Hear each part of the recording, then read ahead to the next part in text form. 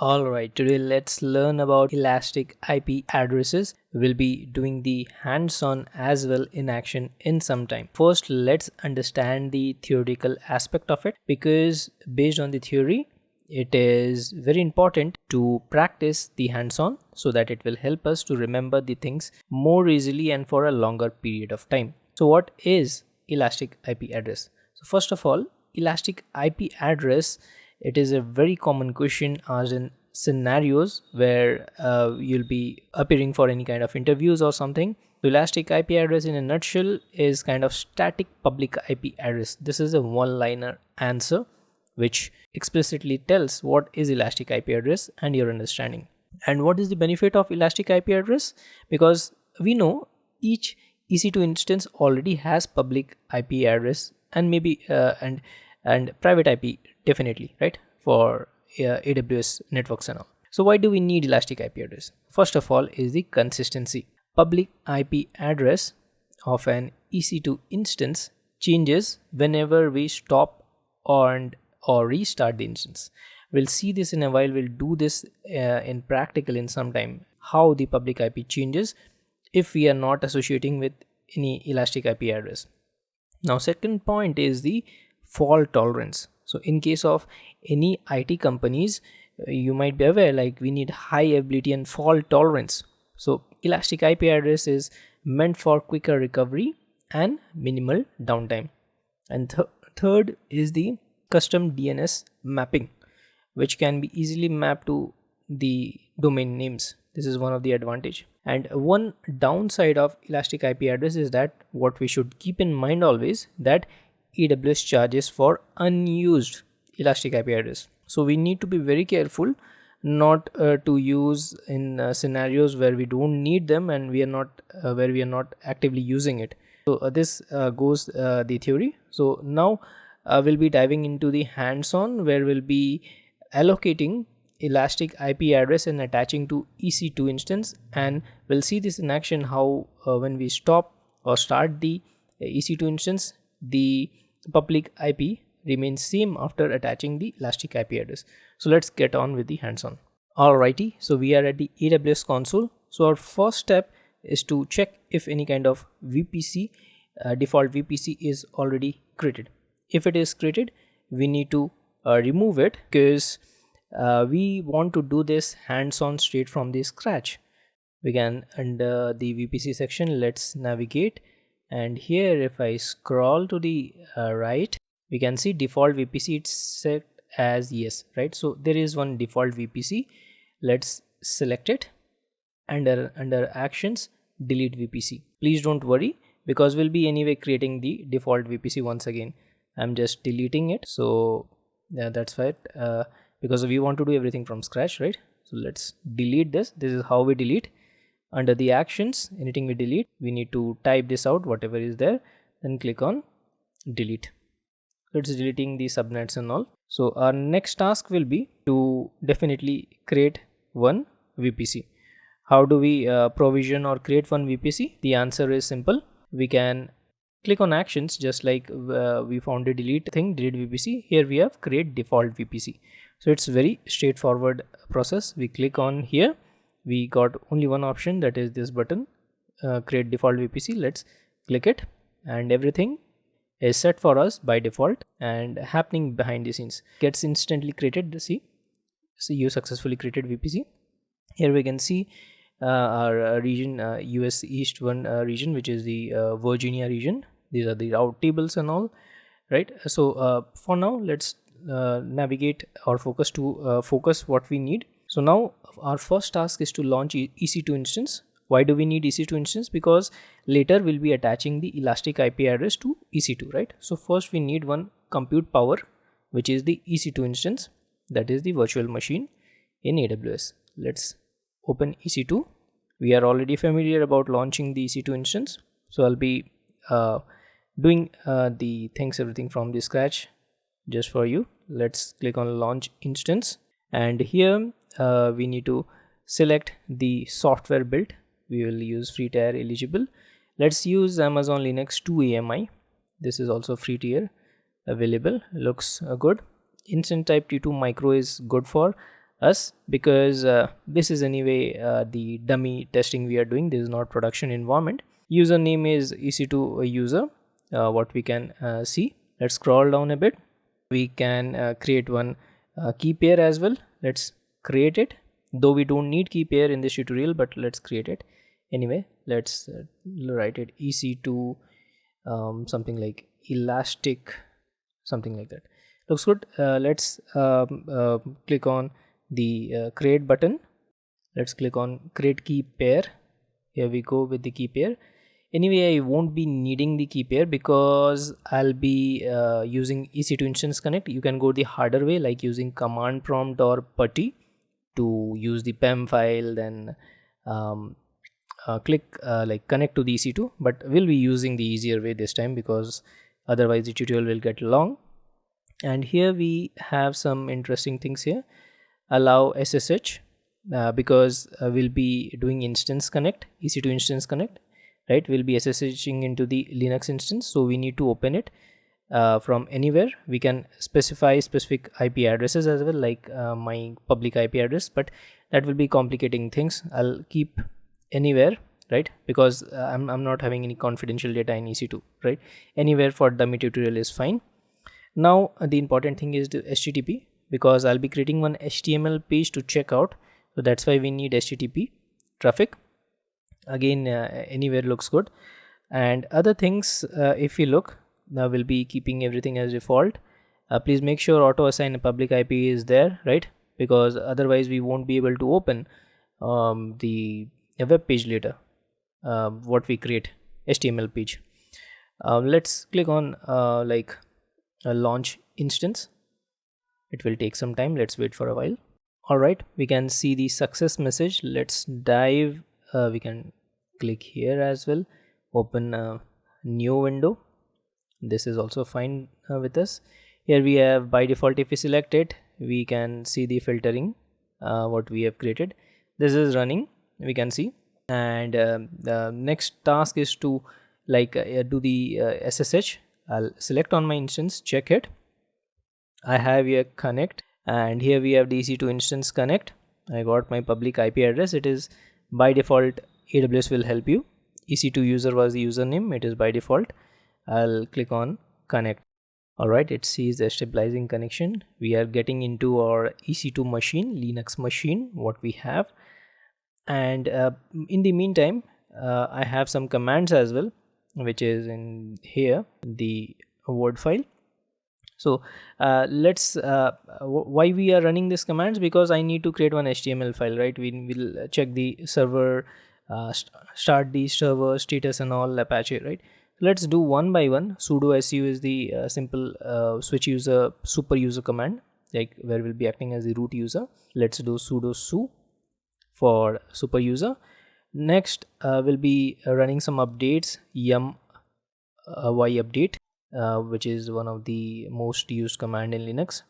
Let's do the updates. If no package marked for update, we are good. No updates for us, we are up to date. Now yum install httpd. This is for installing Apache server. Let's install this, and we are it says yes or no, like we'll do yes. Why? So it's getting complete. Good, we are covered. Now let's start the web server by doing systemctl start http. If you are already a sysop admin or have worked on admin related projects, you might be familiar about systemctl command and all. Start starts the server, stop stops the server, something like that, right? Status give the status. So for now, let's begin. Let's start the server. Start command is fine, looks good. Now let's go on to our next step, which is let's enable the httpd by httpd command enable. Commands are quite simple. If you look here, we have systemctl, the same thing. This middle thing just changes, then httpd, right? So it says created system link from this. Good. It says it seems we are on right track. Now let's check the status of the server. What is the status, whether it's running or not, whether it's stopped or not. We have started the server, so it should be technically running. And here we go. We can see the green sign which means running, active running. The R server is running good, right?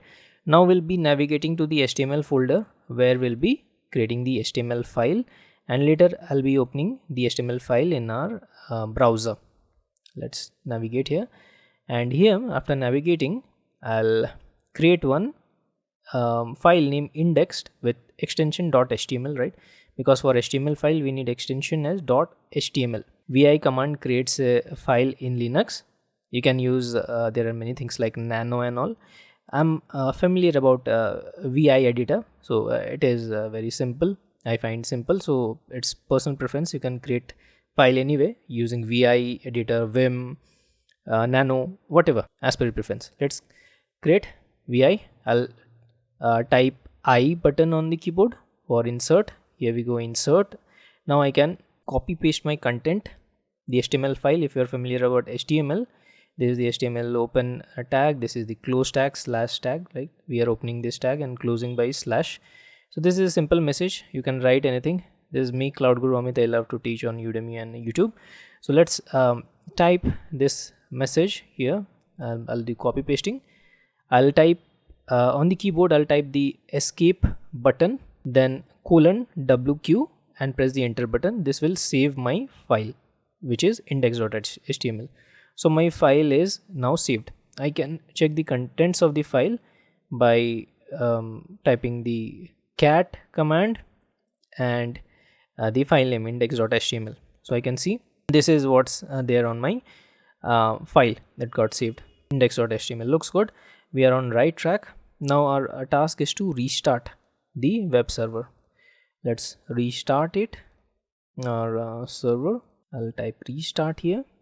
We can again check the status as well. Let me check the status by typing the status command, and here I can see active.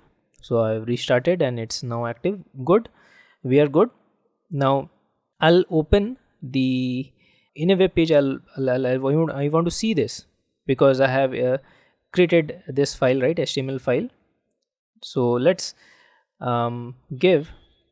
copy this and paste it in our browser, or I can also open a new tab here. So I need to enter my public IP address. How do I get public IP address? If I go to my instances, let me go here. This is the good tab. Here I got the instance, and here I can see the public IP address. Private, there is also private IP address. Public IP address is global to the world. If we have the public IP address, we can connect easily. Private IP address is meant for just for AWS network.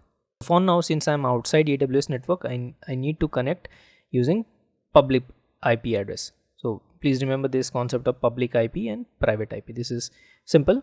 Whenever we are outside AWS network, remember we need public IPv4 address to connect to EC2.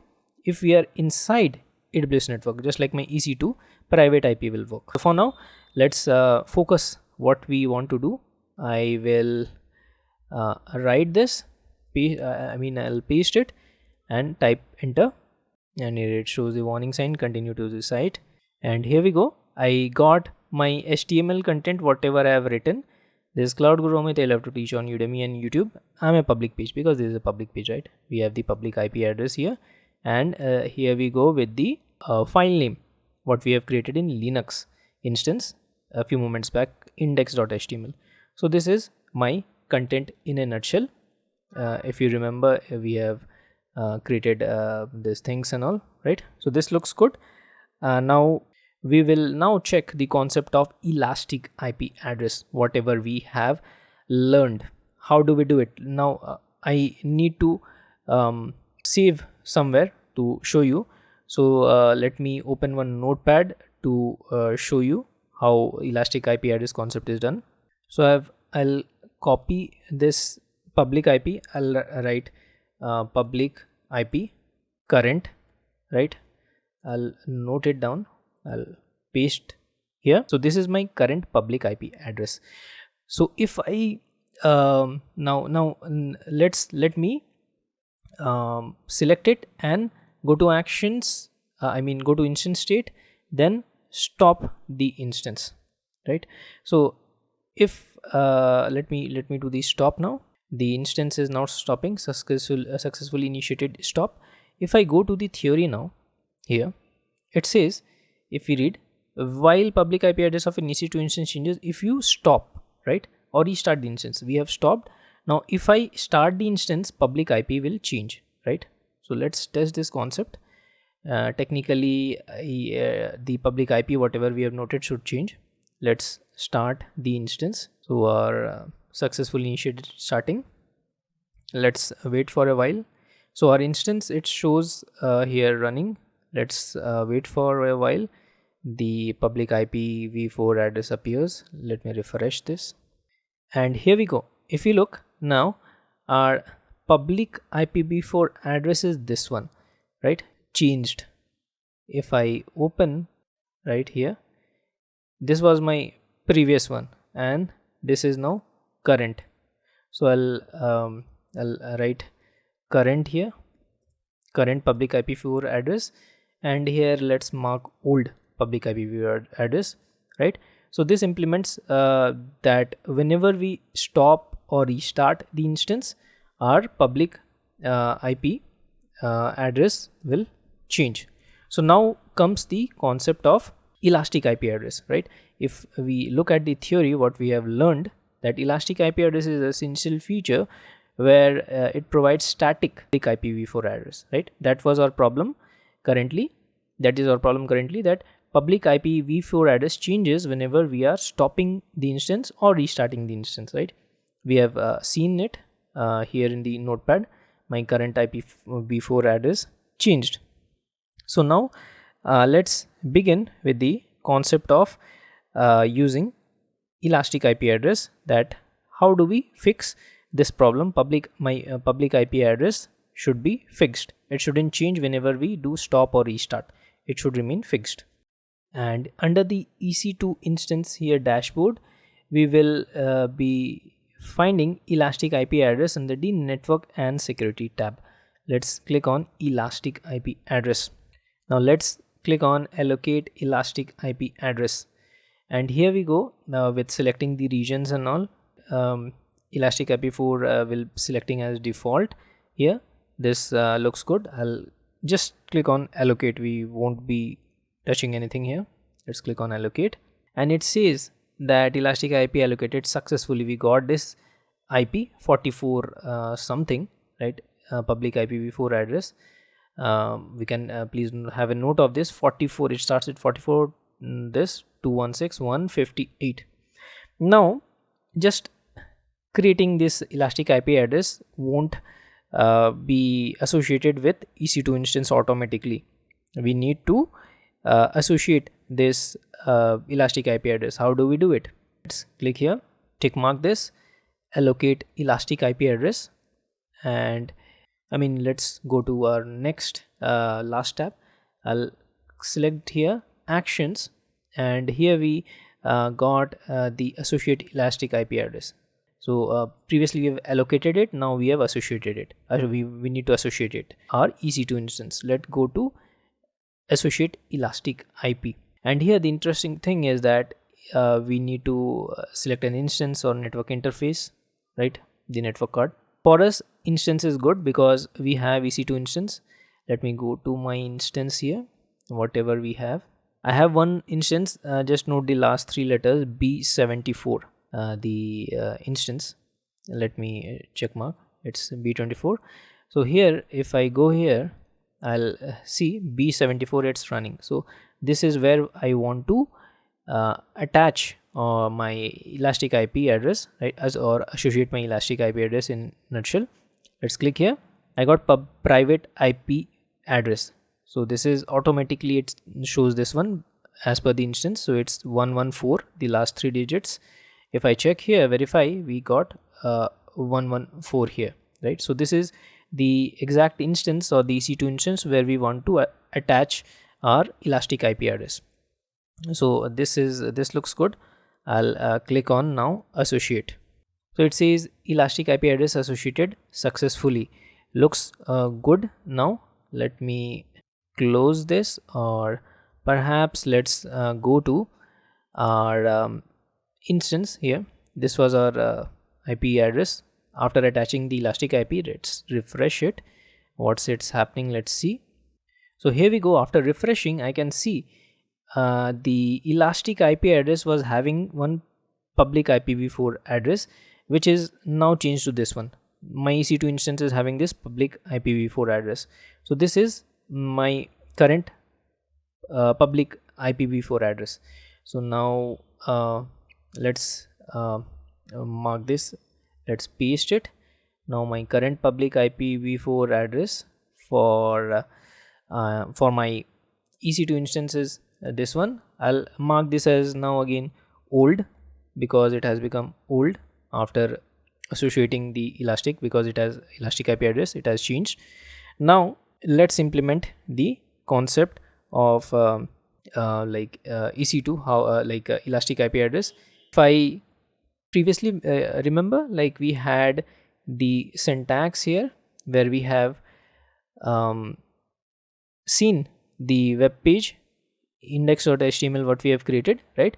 So similarly, if I now try to refresh it, if I try to first refresh it, just let's check, because this was our old IP address, right? This was our first IP address. It shouldn't work technically because this is vanished.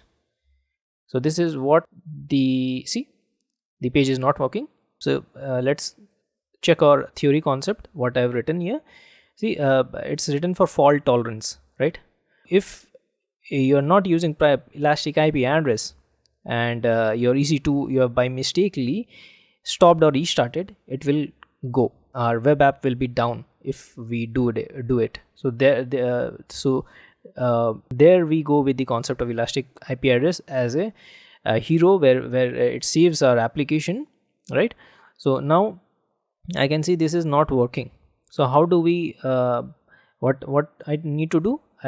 Since I have done one intelligent work by allocating Elastic IP address, now my application is saved. How it's saved? This is my current public IP address, right? What we have seen here, probably this one. See, 44 something, this one. I will just paste this new public IP IPv4 address and hit enter. And let's check whether our data is retained or not, the HTML page. Our data is retained, right? Whatever we have created previously with this public IPv4 address, which was before associating it with the Elastic IP address. This one was our first IP address where we have fired tons of commands, right? Here, if you look, see, we have this thing, we have created tons of command, created the index.html file and all, right? So now our hard work is preserved by attaching the Elastic IP address with the EC2. So here we go with the tutorial. And next, the last and foremost thing, the concept. If I go to the theory says that my Elastic IP address is static. It is not affected by start or stop, right? So let's check this concept out. Why to hold back this concept? I'll check it out. So please note the public IPv4 address is something 44.216.158, which I have also noted in the notepad. It shouldn't change. If I now stop or start, I'll go to the instance state. I'll purposely stop the instance. Let's click on stop. It's initiating the stopping of the instance. Let's wait for a while till it gets stopped. Say stopping. All right, now we got the instance state as stopped. Our public IP, if you look, it's still the same. Now let me quickly start the instance and check whether if I stop or restart the instance or start the instance, my public IP shouldn't be changed. That's what the concept. So I can see the instance state as running. Let me refresh it to cross verify whether it changes or not. Technically it shouldn't change because that's what Elastic IP is meant for, to preserve the public IPv4 address. Yeah, we are right. It says running status, and status is though checking. I know it won't change anyway, public IPv4 address. So here we go, and let's check our this remains the same, our IP address. Looks good. I'll check this page. I'll quickly do restart, and I can still see my page is up and running. So here we go with the concept of Elastic IP address. We have implemented everything from the scratch. We have checked how public without using Elastic IP address, if we stop or start the instance, our IPv4 address changes, right? In the notepad what I've mentioned, and fault tolerance we have checked how it's implemented, that even our EC2 IPv4 address changes. Using Elastic IP address, we can get back the data anytime. So thank you so much for watching this video. All right, now let's look at first option A. If you look at option A, it says develop an AWS Lambda function to perform the analysis. Using AWS Lambda function requires custom code development for analysis and cross-region data transfer, increasing effort compared to managed solution. As per the question, we need to reduce the development effort, right? That's why Lambda is out. Don't just pass your ID certification, instead pass with flying colors with my keyword tricks included in the PDF exclusively for Diamond members and above. Become a member now by clicking the join button to unlock this perk. Then connect and inbox me on LinkedIn @CloudGuruAmit or Instagram @AmitPhysique so that I can help you out with the PDF access. Also, please do consider checking out my exclusive management, Google Cloud and cybersecurity related courses on Udemy by searching Cloud Guru Amit or udemy.com/user/Cloud Amit, which will help you to boost your career by understanding the requirements of your manager with respect to project management, their thought process.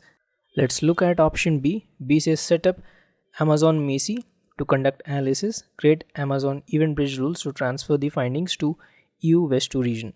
Amazon Macie automates sensitive data detection with Event Bridge, transfers the findings across the region seamlessly, reducing development effort. This looks good. We'll keep it. Quick tip for the exam: if you look any kind of, if you in the question it's mentioned sensitive data and there's a mention of S3 as well in the question, then Macie is the correct answer probably. Let's keep it. We'll move to C. C says use Amazon Inspector. We know Inspector does not support sensitive data analysis in S3 buckets. We know Inspector is more related to vulnerability detection, especially in EC2 instances. So C is invalid or just distract. We'll move to option D. If we look at option D, it says configure an AWS Cloud Trail to store the findings. Using CloudTrail for storing findings adds unnecessary layer of complexity compared to Event Bridge, what we have in option B, requiring additional configuration. Right? If we use CloudTrail, it will require additional configuration compared to Event Bridge. So that's why D is wrong. And also please note how I am reducing the length of the options by marking just the important things. That's what is required in exam as well, so as to save you the time, because time management is one of the crucial aspects which as a developer associate we need to keep in mind with respect to exam, right? So let's chalk this out. And if you look at the official documentation, it's mentioned Amazon Macie, you can create, read and run sensitive data discovery jobs to automate discovery, loggings and reportings of sensitive data in Amazon S3 general purpose buckets. You can have a read at this article for general Macie guide. In the interest of time, let's lock option B as the right choice. All right, now here we got a multiple choice question where we need to select 2 correct answers, and the error code is something health constraints, and the question is about code deployment, deployment which failed. Let's first look at option A. It says the code deploy agent was not running on the instance that CodeDeploy was trying to deploy to. The CodeDeploy agent is essential to execute deployment task on the instances. So let's park this. We'll move to B. B says the unified Amazon CloudWatch agent was not running on the instances that CodeDeploy was trying to deploy. CloudWatch agent is not related to code deploy process and does not impact deployments. B is just a distractor. We'll move to C. C says the developer's IAM role didn't have the necessary permissions to perform code deployment to the instances. Missing permissions would result in authentication errors, not health constraints error. What we have, C is wrong. Let's move to D. D says CodeDeploy was trying to deploy two instances that were not set up with correct CodeDeploy health checks. Misconfigured health checks cause CodeDeploy to mark instances as unhealthy, failing the deployment. That's what we have the scenario in the question, right? So that's being said, let's lock A and D as the right choice. Let's bring the heat to the snow. We have some real-time question here, which is about Lambda, right? Let's first look at option A. A says publish custom metric data to CloudTrail. AWS CloudTrail does not support visualization or alarm setup for custom metrics, as its purpose is limited to logging API activity. Therefore, wrong choice. Let's move to B. B says CloudWatch embedded metric format. The embedded metric format allows seamless integration with Amazon CloudWatch, enabling real-time analysis or real-time metric creation, visualization, and alarm configuration. We'll keep this. Move to C. C says use Amazon CloudWatch Log Insights. Log Insights is designed for querying logs and does not provide real-time metric creation or embedded formats for direct metric extraction. Incorrect choice. Let's move to D. D says create an Amazon Kinesis data stream to stream log events in real time from Lambda. Kinesis streams are used for data processing and analytics rather than custom metric generation or visualization. What we have the requirement in the question, if we look like custom metric regarding processing, right?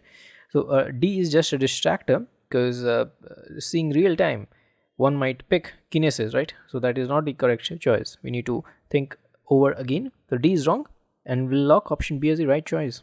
Alright, now we got a question about rate limit errors.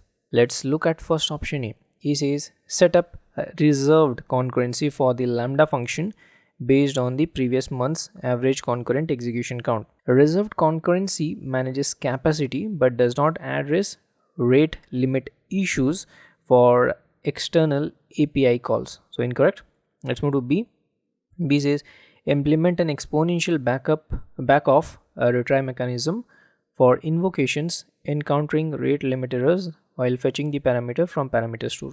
Exponential backoff only reduces rate limit errors temporarily, that is for temporary basis, and increases execution duration, leading to inefficiency. So for now, B is wrong. We'll move to C. C says apply for a quota extension for the get parameter API operation to accommodate expected Lambda function usage. Requesting quota increase can help but involves additional cost and delays without addressing the root cause. So wrong choice. Let's move to D. D says use an SSM dynamic reference as an environment variable within the CloudFormation templates to avoid repeated calls to parameter store. Using SSM, that is System Manager Dynamic Reference in CloudFormation templates, retrieves the parameter during initialization, preventing repeated calls the parameter store and avoiding rate limit errors. What we have, option D, that being said, is the right choice. We have a brainstorming question which will test your concepts on AWS Lambda, and the problem is related to limited available CPU. So how do we have Lambda function to have more CPU? Let's tackle this question. We'll first look at option A. It says increase vCPU cores quota of the Lambda function. Lambda does not support vCPU core allocation adjustment since CPU is tied to memory allocation, we know. So option A is just a distractor. Let's move to option B. B says increase the amount of memory that is allocated to the Lambda function. Allocating more memory to the Lambda function increases both memory and CPU power, resolving latency caused by limited CPU, what we have in the equation. So B looks good, we'll keep it. Let's move to C. C says increase the ephemeral storage size of the Lambda function. Increasing ephemeral storage affects disk space but does not improve CPU performance or processing speed. So wrong choice. Let's move to option D. D says increase the timeout value of the Lambda function. Changing the timeout settings increases execution time limits but does not address insufficient CPU resources causing latency. We'll reject it. Let's lock option B as the right answer. Alright. This question will test our concepts on databases. And we got to satisfy the requirement of retrieval times of microseconds as per the question. Let's first look at option A. A says deploy Amazon DynamoDB as the primary database and integrate DAX, that is DynamoDB Accelerator cluster to ensure ultra fast response. DynamoDB combined with DAX, that is DynamoDB Accelerator, ensures ultra fast query response at microsecond speed while maintaining data consistency. What we have requirement in the question. Let's keep it. Let's move to option B. B says use Amazon RDS at the as the database and set up Elastic cache for Redis for caching. If you look at this, Elastic cache for Redis supports fast caching but doesn't achieve again microsecond retrieval times for frequent queries. What we have. So B is wrong. Let's move to C. C says configure an Amazon DynamoDB database with its in-memory caching capability. DynamoDB's in-memory caching isn't sufficient for ensuring microsecond speed without DAX, right? So without DAX, DynamoDB cannot come up with microsecond latency. We need DAX. C is wrong. Let's move to D. D says utilize RDS alongside DAX and define TTL for cache entries in the DAX cluster. That time to live, that is TTL settings for DAX cannot alone guarantee immediate updates or ultra fast access times required by the scenario. So D is wrong. If you look at the official documentation, it's mentioned DynamoDB is designed for scale and performance. Most cases, DynamoDB response times can be measured in a single digit millisecond. However, certain use cases require response times in microseconds. For these use cases, DynamoDB Accelerator DAX delivers fast response times for accessing eventually consistent data. That's what we need. Let's lock option A as the right choice. Alright. We got a question about RDS, which will test your concepts on a database, especially this time. So let's first look at option A. If you look at option A, it says modify the RDS for MySQL cluster by attaching a cache node. Attaching a cache node to the RDS cluster isn't possible since RDS doesn't support native caching nodes. Caching must be implemented externally. So this is wrong. Let's move to B. B says deploy Amazon Elastic cache for Redis. Elastic cache for Redis offers an external caching solution designed for high performance data retrieval, fulfilling the requirement for an effective caching layer. Quick tip for the exam: if you see caching and there's a mention of Redis, then probably it might be the answer. memcached, if it is written, might not be the correct choice. So please prefer Redis over memcached any time if you see caching related questions. Let's keep it. We'll move to C. C says place an Amazon DynamoDB Accelerator DAX in front of RDS. DynamoDB Accelerator is designed for DynamoDB database. If we read the question doesn't have DynamoDB. Question instead has RDS. So how can we use DAX, right? It's DynamoDB Accelerator is kind of a catalyst. If you're a chemistry student, you might be understanding that catalyst doesn't participate in the reaction, right? It's kind of like it works for a specific reaction only, catalyst. That's how DAX also works. It will work only when there is DynamoDB, right? In the question we don't have DynamoDB, we have RDS. DAX cannot be used. So C is wrong. We move to D. D says add a standby instance to the RDS for MySQL cluster in a separate availability zone. Standby instances in RDS provide failover support but do not function as caching layer for speeding up data retrieval, what we need as per the question. So D is wrong. Let's lock option B as the right choice. Alright. So let's tackle our concepts on DevOps this time, and this is about CI/CD pipelines and all with CloudFront. Let's look at first option A. A says properly synchronize the objects in the S3 bucket with new files from the source stage. Synchronizing objects doesn't resolve outdated cache issues in CloudFront, leaving the updates invisible. So this is wrong. We'll move to B. B says delete the previous website files in the S3 bucket and redeploy the website files. Deleting and redeploying files won't refresh CloudFront cache or ensure updated content delivery, what we require as per the question. B is just a distractor. Let's move to C. C says invalidate the file cache for the primary CloudFront distribution. Cache invalidation ensures the CloudFront distribution serves updated files, resolving the issue effectively. So we'll keep this. We'll move to option D. D says modify the cross-origin resource sharing CORS policy of the S3 bucket and redeploy the website files. Adjusting CORS, that is cross-origin resource sharing policy, doesn't influence cache behavior or visibility through CloudFront. So wrong choice. We'll lock option C as the right answer. Okay, we have a brainstorming question where we have Route 53, EC2, load balancers, and many more things. Let's first look at option A. A says, if we look, deploy an Amazon CloudFront. CloudFront optimizes global performance while offloading operational complexity, achieving the least operational overhead requirement. Let's keep it. We'll move to B. B says scale up EC2 instances behind the application load balancer and configure session affinity, that is known as sticky sessions. Adding more EC2 instances and using sticky sessions increases operational overhead without addressing global performance effectively. Wrong choice. We'll move to C. Option C says stabilize an AWS client VPN endpoint within the VPC. Setting AWS client VPN requires extensive configuration and manual user setup, leading to higher operational overhead. So this is wrong. Let's move to D.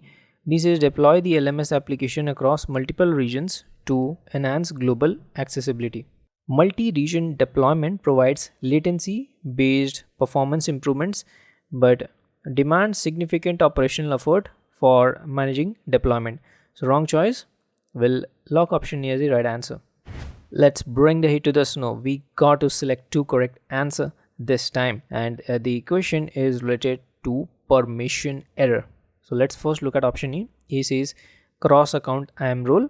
Cross account IAM role are unnecessary for accessing resources within the same account and won't resolve the permissions error, hence wrong choice. We'll move to option B. B says permission for Lambda function to list buckets in S3. Granting permission to list S3 buckets resolves the missing access required for Lambda function to perform this task. Let's keep it. We'll move to C. C says permission for the Lambda function to write in DynamoDB. Providing permission to write data in DynamoDB allows the Lambda function to store the bucket list in the database. Therefore, another correct answer. Let's keep it.